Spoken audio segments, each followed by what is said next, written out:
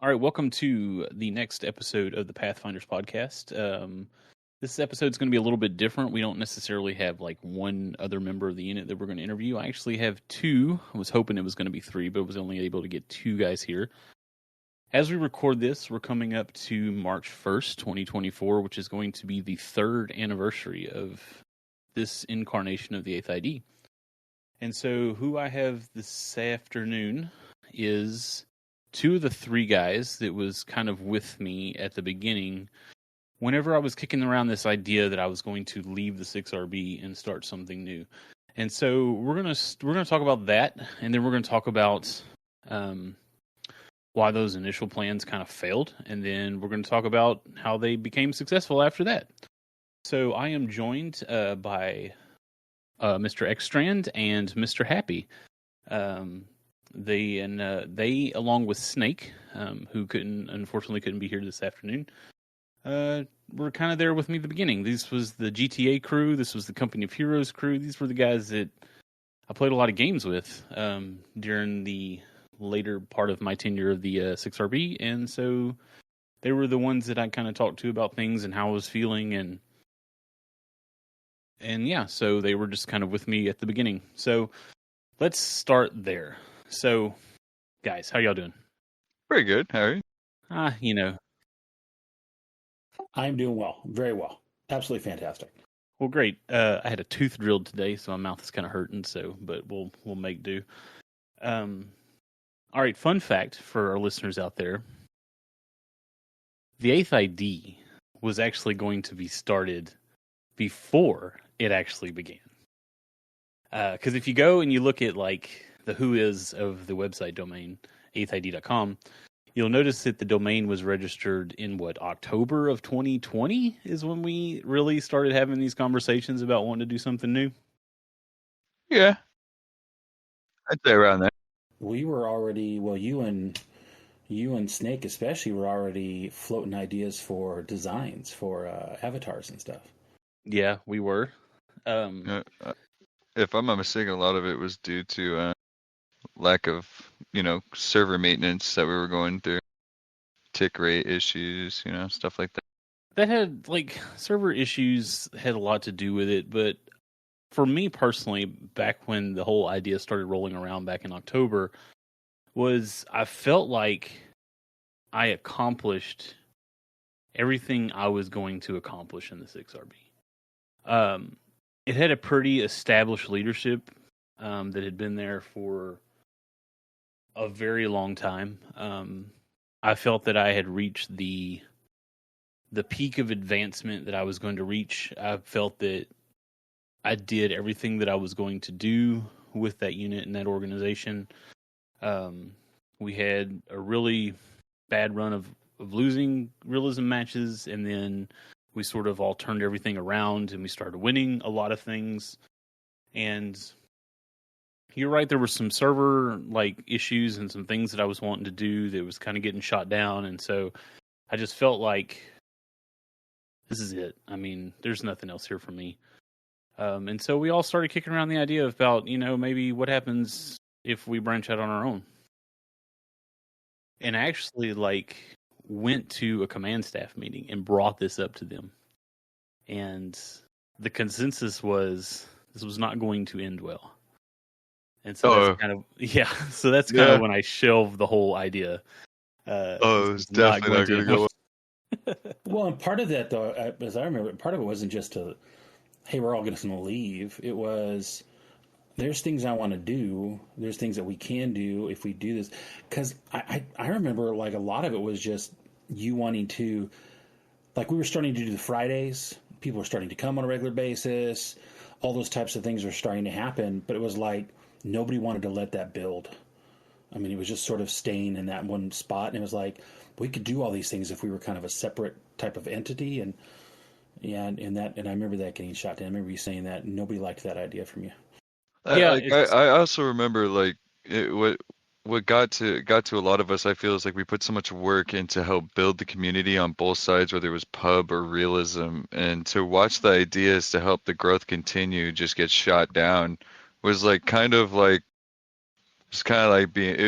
being stabbed in the back, by a community that you're supposed to care about, that was supposed to care about you. It's like we're trying to make this bigger, trying to make it grow so it doesn't die out fast, and we just kept getting the boot with every decision. It's not like there was a hole being picked out in each idea that we were coming up with. No, it was just being shelved immediately. It wasn't even given a chance. So it was like, all right, so why am I here in these leadership positions if we're not here to lead and make changes and do better? Like, it just didn't make sense. I mean, when the second in command basically told me that his job was to basically pick apart every idea that everybody had to find any negative about it before it went to the top. And it's like, that's not really encouraging. I mean, it's just like, No. Yeah, we don't know exactly how something's going to go until we actually do it. And for instance, one thing, what a lot of people don't know is, like, they owned at the time, I don't know if they still do, they owned 3 IPs. And what that means to non-tech people is that's 3 servers. And they only ran 2. They had the pub server and the realism server. And we had this other IP that was being paid for by community donations, but it's not being utilized. And so, I mean, it's no secret now that the 8th ID is getting involved in this 12-man competition, but many, I mean, what was this, like 3 or 4 years ago at this point, J-Monkey actually came to me with the idea of like, hey, has the 6RB ever thought about getting involved in the 6v6 competition, the 12-man stuff? And so I was like, that's just like pub with strategy, right? Yeah. He's like, yeah, pretty much. And so I was like, I don't see why we couldn't. And I was like, and we got this other IP sitting around, and we got all this server hardware that we could run another server on. I don't see why it couldn't be a problem, why we couldn't do it. But it was just one of the things that got shut down. Well, then we tried. Remember, we tried the day of. What was the other game? We tried to use that server when that new game came out. I can't remember the name of that freaking game. Day of something. Days of War. Days of War. Yeah. Remember we tested it on our server? We were going to try and do that, but that, again, it was another one of those things where it was like, no, you can't do that either. We're not going to let you use the server for anything. Yeah, I think that was a little bit before I was like in some leadership positions, so I may not have been privy to all that. But it wouldn't surprise me what this is, that it was that mentality was Yes. like, yeah, we were spending all this time and effort from almost in some ways rebuilding the realism side of that community from the ground up, because things have sort of died down a little bit, and then we just weren't being supported at all from the top, from a guy that was supposed to be leading this whole community, which included the realism side. He just didn't seem to care about the realism side at all. Let me sing your praises for a minute here, because because you came in when I was still captain, right? Yes, kind of at the end of when you're captain. In the end, and then I ended up leaving for all sorts of reasons, mostly because of particular people. But I ended up leaving, and I can remember it was down the road and stuff. I ended up coming back and just started playing with you guys every now and then, because Peterson kept inviting me to come back. And so finally, good old Peters. Oh, excuse me. I mean, yeah, it was just, so I came back and was watching you guys and seeing, I was blown away. I was like, man, they're doing this. They're doing this thing every Friday night now. We had tried to get that going forever, even before you had gotten there.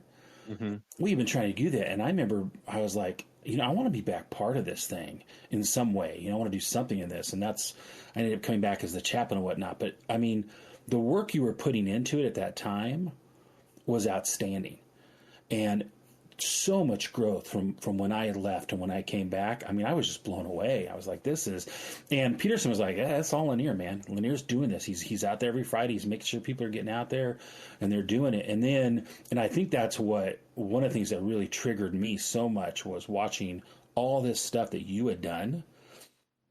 And then it was just like, every time anybody asked anything after that, I was like, nope, can't do it. Nope, can't do it. There's just that constant run. Ugh. Yeah, I don't know. It's like it's like when they let me be corporal and they gave me permission to basically run the realism. I mean, it was so weird, man. You had to have like ask permission for an officer to run a realism. Yes. Oh, yes. I don't understand. But I followed the procedures. I did the things right, and we're going to talk about how I did things right all the way up until the end. But when I made corporal and like we started doing realism consistently, I think that was the key. It was just the consistency of it. And so like old players start to come back, and some faces that are part of our community now came back because of like our consistency of doing realism and trying to provide this opportunity to play this older game that a lot of us still love, and in a game mode that a lot of us fell in love with. I mean, I've never really been much of a pubber, but when I was introduced to realism, that was a game changer for me with Dodds. Well, and the leadership really got even worse. I mean, it was bad when I was there. I mean, it was, but we were sort of able to keep realism separate. And they didn't let you do that. They were all over you constantly. They just got so involved negatively. Yes, and it was frustrating, but a lot of times we just sucked it up and we dealt with it. I surrounded myself with good people that offered the help that I needed. We got Craig in. I know y'all remember Craig. Craig was always a big help to me. Barney was there still. You came back. Happy showed up. Snake was obviously there to answer like any kind of like question I had. As far as like, Snake basically helped me automate my realism hosting with all my binds and stuff. Snake is the one that basically helped me put all of those in place so that I can make running a realism super efficient for everybody. It's like you can start the whole thing up with one key press. Everything is done with one button, and then you just type in start and pick leaders. Snake was very instrumental in helping me get all that set up to where I could do these more efficiently, and then we just kept pounding out, and we grew to Wednesdays, and then we eventually grew to Sundays, and so it was just like we were growing this thing, but all along we just kind of felt like we were on an island all by ourselves. And then the great exodus happened. The great exodus. All right, well, I guess we'll talk about the great exodus. I mean, obviously, obviously the whole idea of wanting to start like another group of realism players, and I even like approached them as like this would kind of be like a sister unit. Like competition makes everybody better. So like I was hoping to just provide like the 6RB with another opportunity for competition, but Peterson and some others just sort of advised me, it's like, you're going to get banned. Everybody who participates in this is going to get banned. Nowhere at any point was there ever the idea of taking anybody with me. Well, let's be clear. Peterson wasn't trying to shoot the idea down. He was also just trying to let you know what's going to be the outcome. Yeah, Peterson knew what was going to happen. Y'all seen it before. Yeah, we did everything right. I mean, that's the one key thing. And people, it always drives me crazy, the revisionist history that always happens. But everybody that left did it appropriately. Insofar as they put in their resignation, or their retirement. I mean, they did everything by the book to make sure we stayed within the rules and the guidelines, which I was proud of at the end, because it was like, yeah, even at the very end, here's Lanier, and you were telling us, I mean, that was you need to do this right. Don't walk away like that. Walk away with the right way, because then you can walk away with your head held high and nobody can question it. Which I thought was fantastic. I didn't even tell anybody when I did it. We had a command staff meeting at the time. I was first lieutenant, I believe. And after that meeting, like, some voices were raised, some mean things were said on both sides of the table. I'm not going to deny that. It was made clear to me that this wasn't something I could no longer support. This was an organization, a community that was just not going to be a good working environment, a good, enjoyable. I mean, I say working. This is a game. This was not going to be a fun environment for me to play a game in anymore. And so I woke up the next morning and I put in my resignation. Didn't say a word to anybody else when I did it. Well, I take that back. If there is one time I broke the rule, I texted Snake. I said, Snake, I resigned. That was the only time I said, I told, it's like, I'm just going to resign. And so I told Snake, and then Snake, I think, instantly stopped his forklift at work and put in his resignation, basically right after I did mine. And then some others followed, and then we had a match coming up, or they had a match coming up, that in some ways I do feel a little regret that I didn't stay to like finish that out. But I was to a point that it's like I couldn't do this anymore with those people. I didn't agree with their leadership. I didn't agree with some things that happened and some things that they just like swept underneath the rug. I couldn't be a part of it anymore. But definite kudos to the guys that stayed and finished the last match against the 3TE. I don't think it went our way or their way at the time. I wasn't a part of them anymore. I don't think it went the way of the 6RB, but I know that those folks gave it their all as one last hurrah together. And then that's when, after that, that's kind of when, a week after is kind of whenever the mass resignations went in. But I don't know, like, what's been said over there or said to other people by them. I've never really, other than Rhodey's infamous PDF document that he put out shortly after, which was, I mean, amazing. I haven't really talked publicly about it. I mean, I've discussed it with some friends and a few members of our community, but it's not like this public that I've been willing to talk about like what all happened publicly. And so I'll do that. I'll talk about what happened. So here's what happened. There was an incident with an admin who, a lot of things we do in the 8th ID as far as like our rules or whatever, some of those came over from how things were done at the 6RB. There were some things about like the 6's rules that I liked. And one of the things that I liked, and I expounded on it when I came over here, was our zero tolerance rule. That we're not going to tolerate racism and sexism and anything abusive in game chat, text chat, Discord, in the game server, whatever, anywhere. We're just not going to tolerate it. That's like, it's the number one rule. We're going to treat people respectfully and professionally. And if you can't do that, we're going to get rid of you. I mean, that's basically the number one rule. If you're going to be a jerk or a racist, or a really bad jerk, we're going to get rid of you. And that was the rule over there. Yeah, that was the rule we had over there. And I supported that rule. Yeah, it was supposed to, but it was a rule we had over there. I mean, we punished some of the 6RB side for breaking that rule. Now, granted, like, it happens. Mistakes are made. People are human. And at the time, I wasn't asking for the person who broke the rule to be disowned by the community. I just wanted some accountability held. Like, this dude should have been held accountable for what he did. And there wasn't any of that. And that just wasn't anything that I could support anymore, because, I mean, we upheld their rules on the realism side of things. And if somebody screwed up, we busted their ass for it.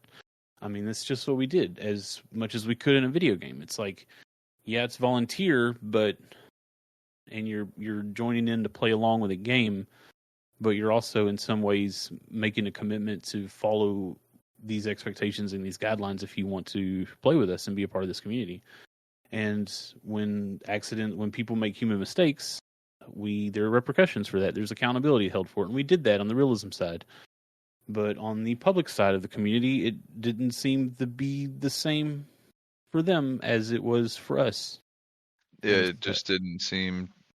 It seemed like half of the community was held to a certain standard, and the other side was held to a different standard when it wasn't supposed to be that. Exactly. I was just going to say, in a perfect example of that was when I was there, and we got rid of one guy out of that pub community because he was doing things that he shouldn't be doing. He then turned around after we left. Suddenly he was back on the 6RB side of it, and then was moving up in ranks and is now one of the leaders over there. And it's like, but we got rid of you because you were doing all these terrible things. So it was like one of those, but we really don't care. And that's what you felt. I mean, that's the way I felt about it. It's like, okay. It was almost like, why should I have the realism side? Why should I, and why should the rest of the realism players care about the rules and try to do our best to uphold these standards whenever these standards apparently didn't apply to all of them? I mean, and this was an admin of the server. This was a server admin that was doing this, and like, just something they could have done was just take their admin away. For me, when it came to the rules being broken by our own members, was we banned half of the community for their behavior, and we didn't have the guts to make sure our own kind was at least reprimanded in those manners. And when those people got wind that people were using that language, forums were getting blown up for unbanning requests, because it's like, why is he getting away with it if I couldn't get away with it? Yep. You're not wrong. And there were some people that received some unbans when they were banned for the same thing. Some public players that weren't a part of the community, they received bans for those types of behaviors and saying those types of things, and they got their bans lifted. And that was just one of the, and I think that actually happened even before the thing with the admin happened. And so that toppled on to what the admin did, and there being no accountability held for that. And then when the lieutenant colonel loses his shit on one of my people that just got admin and is running the server for the first time because they ran a custom map, and he's losing his shit on this person in public, I can't support that anymore. Yeah, he had a mouth about respect, and he didn't have the respect to show everybody else. That was one thing too. Like you would try to talk to the man and build something with the guy, like a conversation, and he would just shut you out like you're a POS. It was like his main thing was to make sure you knew, because he's colonel, you're nothing. But it's like, bro, this is a damn video game. You've never been in the military your entire life. Yeah. I mean, I don't want to get into like too much slander, because no, I'm not slandering. I'm bringing facts. But that is essentially how that command staff meeting went by. I was basically told, you don't call the meetings, I call the meetings. Because I was like, we tried having meetings about this and to talk about this, but he never came. And that's what I was told. It was like, I call the meetings, you don't call the meetings. And I was like, okay, I'm out. And that's what it is. And so I put in my resignation, texted Snake. Snake put in his resignation. And then I just kind of watched online and like. I was number 3. I was number 3. Yeah, I know you were number 3, because mine went in. You left very notoriously. Happy. Yeah. I was not as notorious. I was strongly worded. I had a good solid, but it was not as notorious. Yeah, I'm sad no one has what I put saved, but I remember I put something. I remember calling, I think, Devious Toast a baby back bitch. I'm pretty sure that's what I called. I think a lot of names were called from a lot of people back then. But sorry for my language. It's okay. I clicked the "this is not for kids" checkbox. But like I mentioned earlier, is like we followed the rules absolutely up until the very end. Every single person who left after we did, or after I did, or after all of us did, they just put in their resignation. They took their tags off. And then we basically sat on this idea of the 8th ID for probably about 3 weeks. And then so we started kind of like meeting all together as a community. The original 25, I think, is what we had. 22, 25. We all a lot of us met together. I mean, we actually stood up a server. We didn't have a name for it yet, but we still played together. I think we opened a realism that same week you got the server. You're like, we're not missing realism because of this crap. And then we played realism, and everyone that showed up for a 6RB realism showed up for the 8th. Well, we weren't even at the 8th at the time. I know, but that's what I'm saying. But yeah, we didn't pick a name. We'll talk about the name suggesting in a minute.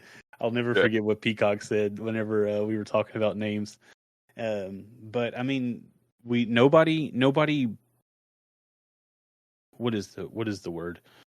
Like nobody like recruited anybody that left. No, in fact, that's one thing. We were really careful to not do that. We were like, Yeah. well, if this, because we didn't want to be poachers.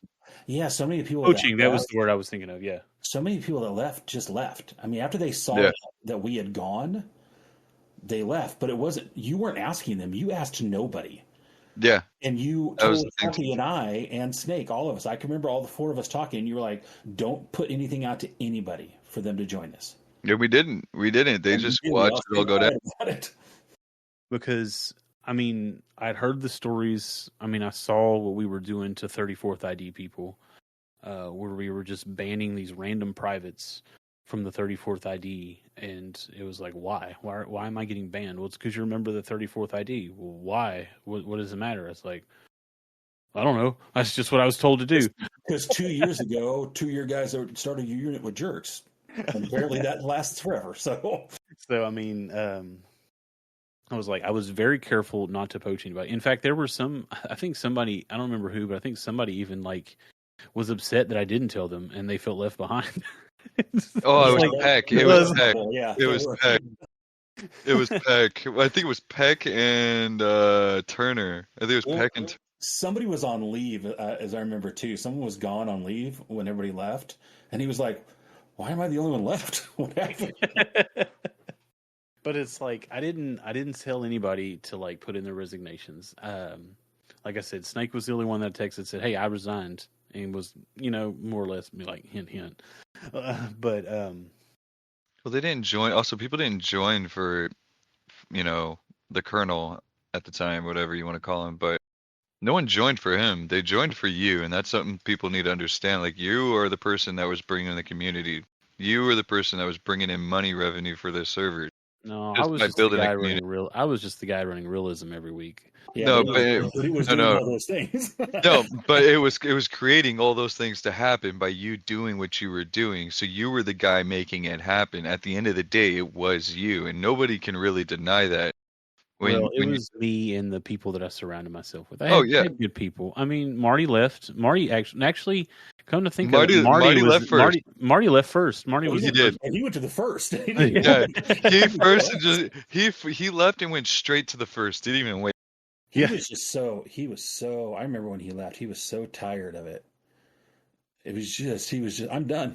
Yeah, I mean, that's pretty much. It's like, I think he even left before we actually had the command staff meeting. I don't know.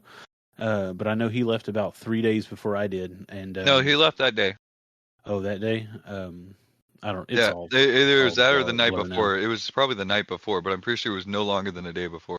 But I mean, he left for a lot of the same reasons we did. And he went and joined the first, and he's been real successful over there. And I'm glad for him. I'm happy for him. Marty actually seemed like he had, in some ways, lost his love of Dodds, and he seemed to have found it again when he went over there. So it was a good move for him. I do remember him giving him shit, being like, "Dude, you could have just waited 3 days. You could have just waited 3 days." But no, I'm happy for Marty. He's been real successful over there, and But yeah, so we left and. So then it was like, all right, well, now what do we do? Well, we're going to start another community. Well, what are we going to call this community? And obviously, back in October, I had registered the 8thid.com. It got the perfect blue. I mean, it was blue. It was an even number. It was blue. It was an even number. It hit all the check boxes. But it's like, okay, well, now that it's like, okay, now it's like crunch time. Now we actually got to do this. It's like, is 8th ID the number? Is 8th ID the name we need to do? So we kicked around the 8th ID, we kicked around the 4th ID, and then we kicked around the 36th ID, which kind of reminds me of what Peacock said. When Peacock found out, he said, "Oh, Lanier's doing a unit. I hope he doesn't give it some stupid Texas name." Yes, and that's what he did say that. And that's what the 36th Infantry Division is. It's like the Texas National Guard or whatever. So I was like, well, I guess that's out now. Yeah, we just shut that one down. Hang on. So I was like, well, I got this domain. Van Dor obviously was one of the people that left too. He was a member of the original 8th ID.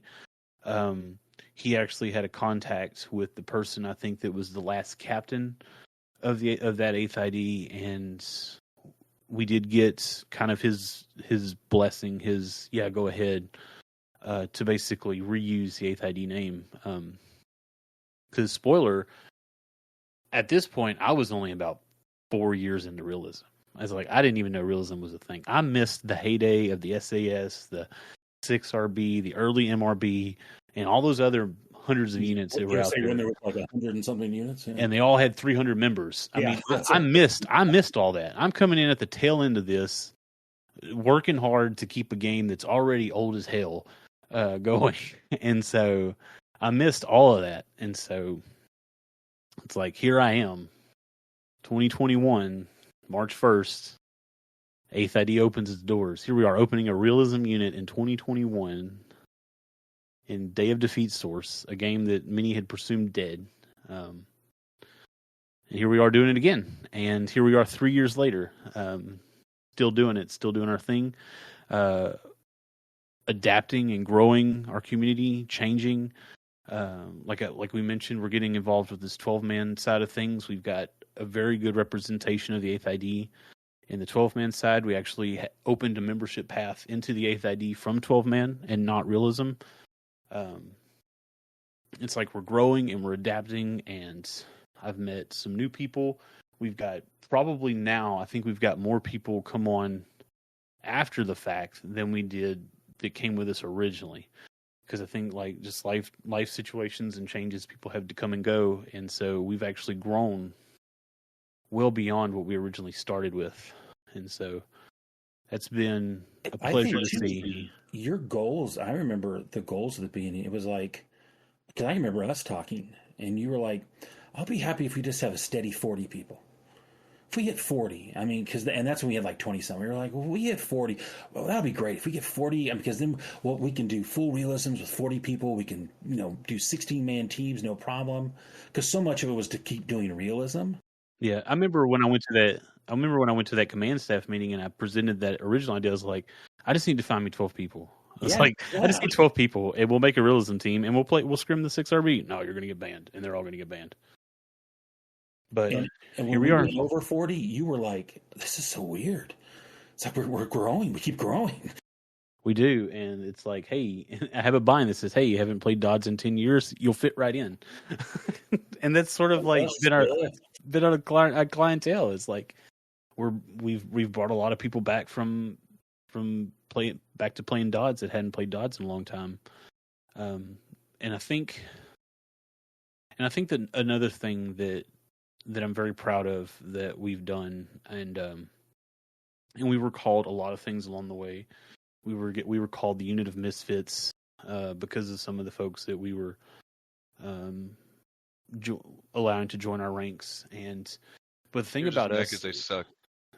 It wasn't that, man. It was like when I left the 6th, I think their like ban list was like 29,000 people. Yeah. Like, I don't think there's ever been 29,000 people that have ever played Dodds. So I don't know if it's like, I don't know if source bans like counts like multiple bans as every one, or is it just like that's 29,000 different Steam IDs that have been banned. Chose used to ban whole IPs. That was his thing. He would ban some guys from Russia or something would come and they'd be like a problem, and instead of banning them because it was hard to find them, he would ban like their entire like IP, like the whole, and so you'd like half of Russia was banned all of a sudden. Yeah, I mean it was crazy. It was just insane. We started with 0 bans, and I don't even think our ban list is even that long. I mean, we've had some few clowns that we've had to take care of along the way, but we've kind of given opportunities for people to come play Dodds in a space that because they had nowhere else to play, because everyone else had banned them. Because 10 years ago, they did something stupid, but now it is 10 years later, and people can't get over that. It's like, I don't know about y'all, but like 10 years ago, I was a different person than what I am now. I don't know if that's good or bad, but I'm not the same person that I was 10 years ago. People change. People grow. People have life situations change. People get married and have families, and they got to grow up. And it's like, now I've got this other mouth that I have to take care of. It's not just me playing video games with my 14-year-old friends anymore. I mean, people mature. That's the word I'm looking for, mature. And it's like, hey, I did something stupid 10 years ago. Can I come play Dodge? No, we're not going to let you come play Dodge anymore. Yeah, we've very much become for me anyways, I think very much become sort of the unit of redemption. You know, people have a chance to come back, but that's very much redemption. I mean, because I'm looking at like thinking about members that are in the group now that I know that we had banned when we were in the 6RB because of the stories you heard about him and the assumptions and all this stuff. I mean, I'll throw out an example. Laz, perfect example, right? I can remember it was like the horror stories I heard about Laz and all these things, and he was this dirty player and he's cheating all the time and all this stuff. And then I get to know this guy. I'm like, this is one of the nicest guys out there. Yeah, no kidding. Just away from, he's just a nice guy, you know? And it's like, he's nothing like what I heard, you know? And we've had so many people come through our doors, as it were, that have been like that, where I've been like, I never thought I would talk to you. But here I am talking to you. I'm like, this is a good dude.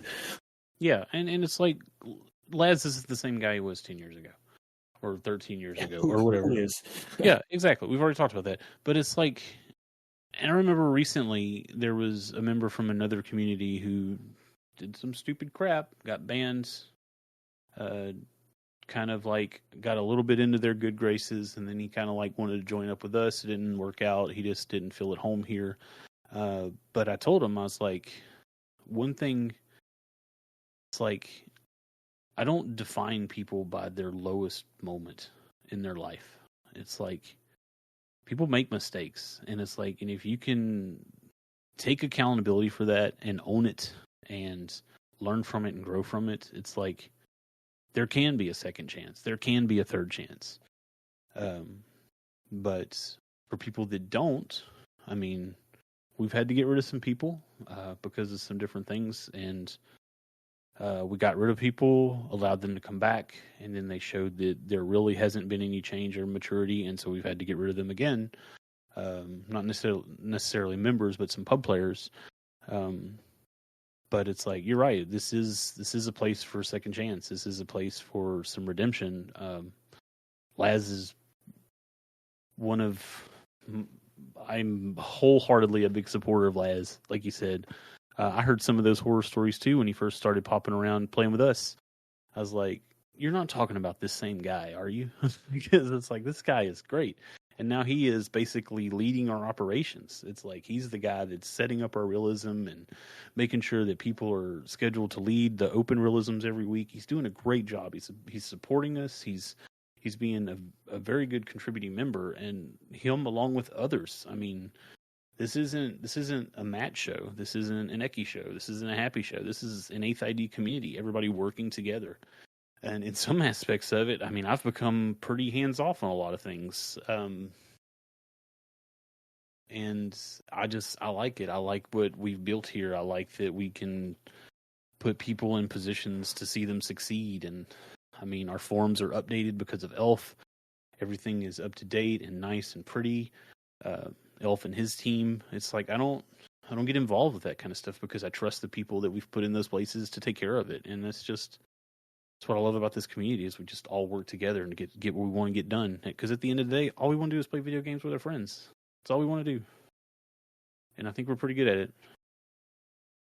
Yeah, we are pretty good at it. I mean, here we are 3 years later. Absolutely. Well, and I think the thing that has made us unique. I think the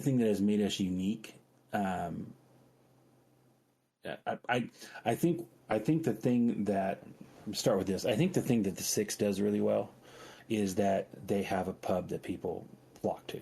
Right? They run their pub, and people get into that, and that's what they flock to. I think they do that well. I don't always like what goes on in their pub, but they run it well. I think what we do well, what we actually brought over from the Six and actually do better than them, is the community aspect. I think our community here is I could see us not playing Dodds anymore, and we would still be a community. And that's what I mean by that. I mean, we just have that type of community where the people here enjoy being around each other, enjoy playing games with each other. And I mean, it's evidenced by the fact that we all play, weird dinosaur games and stuff. Hey, man, that's what I am. I'm an ARC player now.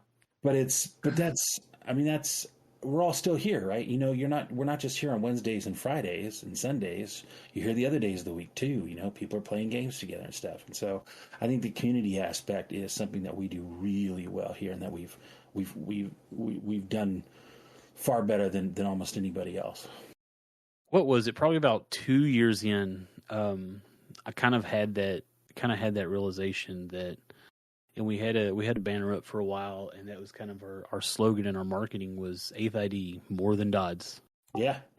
And I still love that idea because, I mean, Day of Defeat's not going to last forever.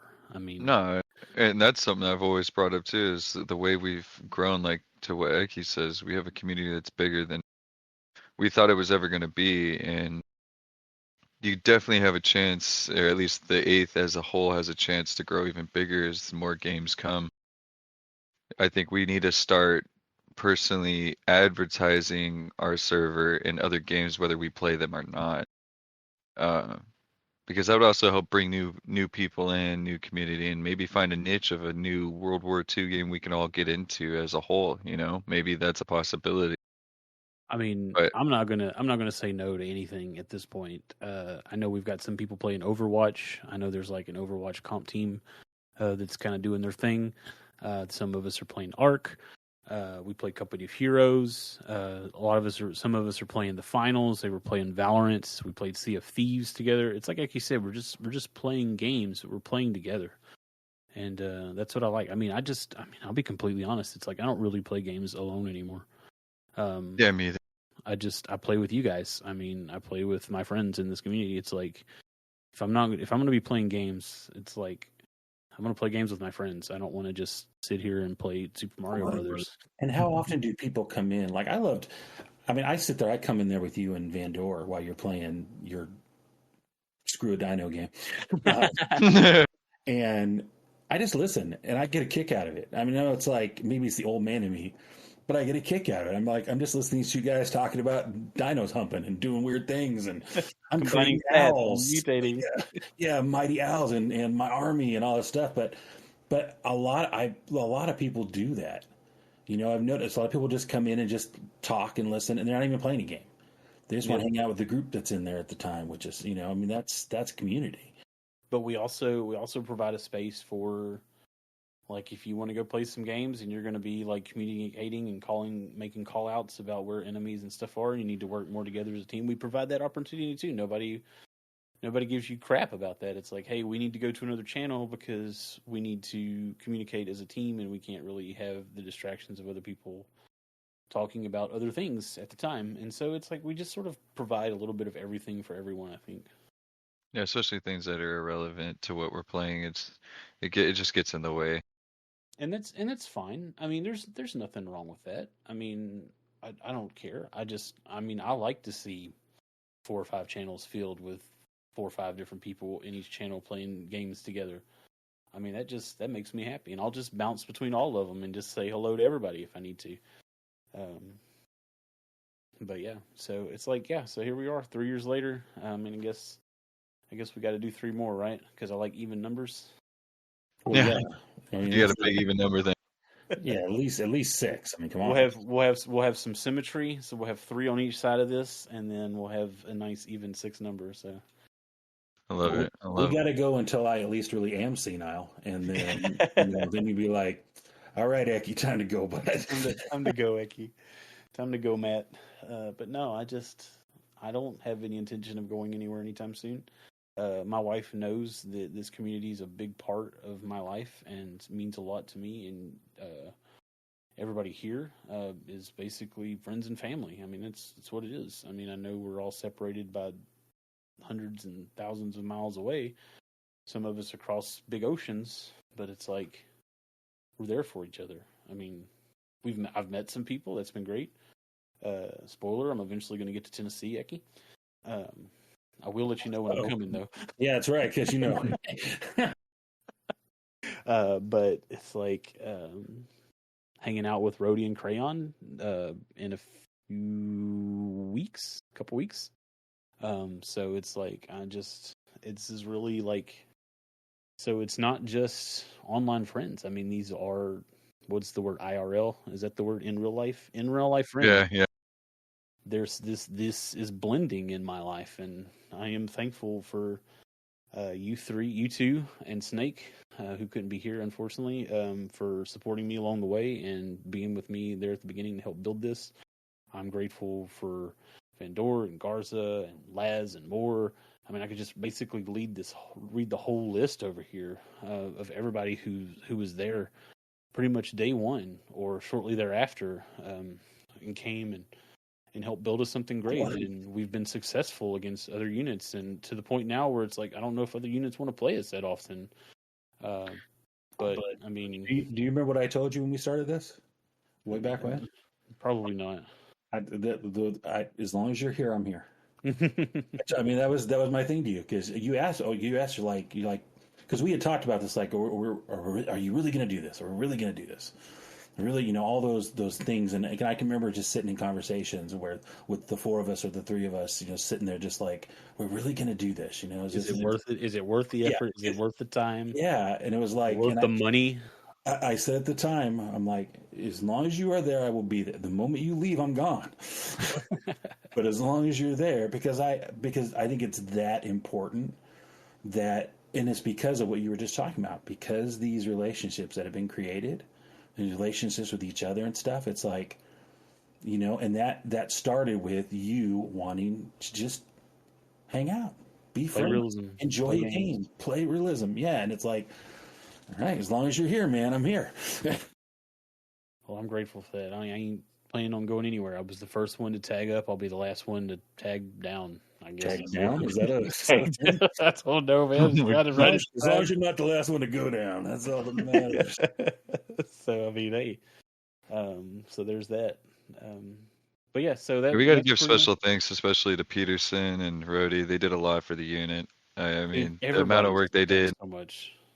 Well, and Peterson, after all the years of crap he had to deal with, being in the 6th RB, I just saying, that dude dealt with so much crap. They should have given him a break and let some of his ideas come through. And I think that's one of the biggest things. Technically, this can all be blamed on Peterson. True. Yeah. Technically, here's why it can be blamed on Peterson. Peterson had another baby. That's true. Peterson's partner had a baby, and Peterson was gone for a while. And Peterson was kind of like the guy after Eki left, and like Eki came back, but Eki didn't come back as command stat. So Peterson was the guy that was like, okay, I will be this go-between Fitz and everything else. It's like Peterson was that guy. So it was like, for the things that we were able to push through, like Peterson was pretty instrumental in getting that done. And then Peterson left, and then we didn't have that anymore. And then it all just went to hell in a handbasket. So it's all Peterson's fault. So. There it is. Fine. I can believe that. Wrote that all down. We're good now. No, I love Pete. Pete was, I mean, you were the first captain I had, Eki, but Pete was like my captain for longer. No, it's funny because Peterson's like, yeah, Eki was my captain. And then you were like, Peterson was my captain. Peterson's my captain. It just comes, it's like, because those are the guys, man. It's like you have that string that goes down, And it's like, I'll still talk to Peterson about things. It's like, we had that incident come up Sunday night, and I was talking to him about it, and I was like, I just can't believe that we're still doing this 3 years later. We're still butthurt. I mean, but it's whatever. I wish I would have got rent money for living in their heads for that long. But I mean, we're still in their head. But I guess we can call it quits there. Like I said, my mouth's kind of hurt. Oh wait, the joke. I guess yes. We do normally end the podcast with a joke. So if one of you have a joke, feel free to say it, or both of you can have a joke. Floor is yours. I have two semi-dirty jokes because you know me, and I'm not going to get that dirty. But I have my 2 semi-dirty jokes that are my 2 favorite dirty jokes. So can I go just one first? Do them both, man. Hit us with them both. Okay, so an old woman walks into a dentist office. She strips off all her clothes, sits down in the chair, and spreads her legs. And the dentist is like, I don't know what you're doing. You got to be in the wrong room or something. This is not like, you know. And she's like, look, you put in my husband's teeth last week. Now you have to remove them. Oh, jeez. Oh my God. Oh, that's good. All right, so that's my first one. Here's my oh man, my second one. I'm dead. That was awesome. So there's this guy, right? He's sitting in the doctor's office. He's getting ready and everything. The doctor walks in. And he's like, "Look, I got some really bad news for you. I'm afraid that you're going to have to stop masturbating." The guy looks at him. And he's like, just got this look of like, what is going on? He's like, I don't understand, Doc. Why? Why do I have to do that? The doctor looks back and he says, because I'm trying to examine you right now. Jeez. Man, all right. With that, we're going to end this podcast. Thanks, guys, for coming on. Appreciate. This is a little bit different than what we normally do with just like interviewing another member. Just thanks for the good time down memory lane. So appreciate it, and I'll catch you guys on the battlefield. Catch you later. Later.